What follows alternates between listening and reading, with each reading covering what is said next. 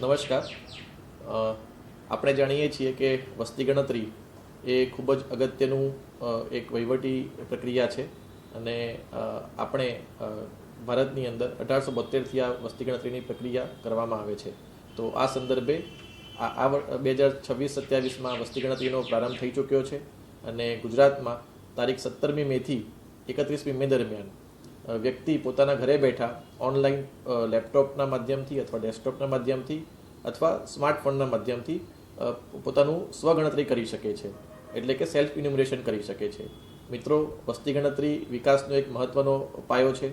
વસ્તી ગણતરીમાં જે પણ આંકડા આપણને મળે છે તે આંકડાના આધારે જ આપણા દેશનું આયોજન નક્કી થતું હોય છે.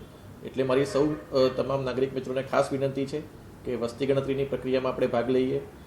આ પહેલો તબક્કો જે છે એમાં આપણે અત્યારે દરેક ઘર જઈને અમારા ગણતરીદાર જે છે એ ઘરની માહિતી મેળવશે અને તેમાં કુલ 33 પ્રકારના પ્રશ્નો છે એ પૂછવામાં આવશે.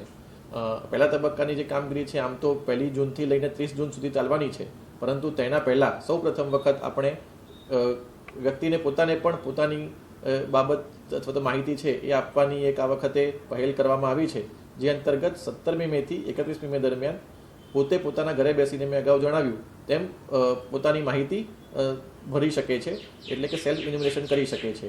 મેં પોતે પણ આજે આ પ્રક્રિયામાં ભાગ લઈને જે અમારા ઘરની જે માહિતી છે એ આજે ભરી છે. ખૂબ જ સરળ પ્રક્રિયા છે અને કોઈ પણ પ્રકારની એમાં આમ જોવા જઈએ તો કોમ્પ્લેક્સિટી નથી. પોતાની રીતે સ્માર્ટફોનની ઉપર અથવા તો પછી લેપટોપ અથવા તો ડેસ્કટોપમાં અથવા ઇન્ટરનેટના કોઈ પણ જગ્યાએથી માધ્યમથી તમે પોતાના ઘરની જે વિગતો છે એ આ સેલ્ફ ઇન્યુમરેશન ટાઈમમાં ભરી શકો છો. જો કોઈ પણ પ્રકારની તકલીફ જણાય તો તમે 1855 એટલે કે 1855 નંબરનો પણ સંપર્ક કરીને માહિતી મેળવી શકો છો. આપણે આશા રાખીએ છીએ કે વધુમાં વધુ લોકો પોતાની રીતે આ ગણતરીમાં ભાગ લે. ત્યારબાદ 1 જૂનથી 30 જૂન દરમિયાન જ્યારે અમારા ગણતરીદાર આપના ઘરે આવે તો જો પોતે જો માહિતી ભરેલી હશે તો એક આઈડી જનરેટ થયેલો હશે, એ જ આઈડી તમારે એમને ખાલી આપવાનો રહેશે.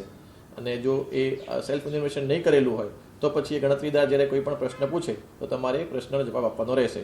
પરંતુ અત્યારે જે મારું સૂચન છે સૌને અને જે નમ્ર વિનંતી છે કે 17મી મેથી 31મી મે દરમિયાન તમે પોતાની જે માહિતી છે એ તમે ભર્યું તો એ ખૂબ જ સરળતાથી આપણે કરી શકીએ છીએ અને એનો ઉપયોગ જે છે આપણે આગળ વસ્તી ગણતરી દરમિયાન કરવાના છીએ. એટલે સૌ મિત્રોને ફરીથી મારી વિનંતી છે. આભાર. જય હિન્દ.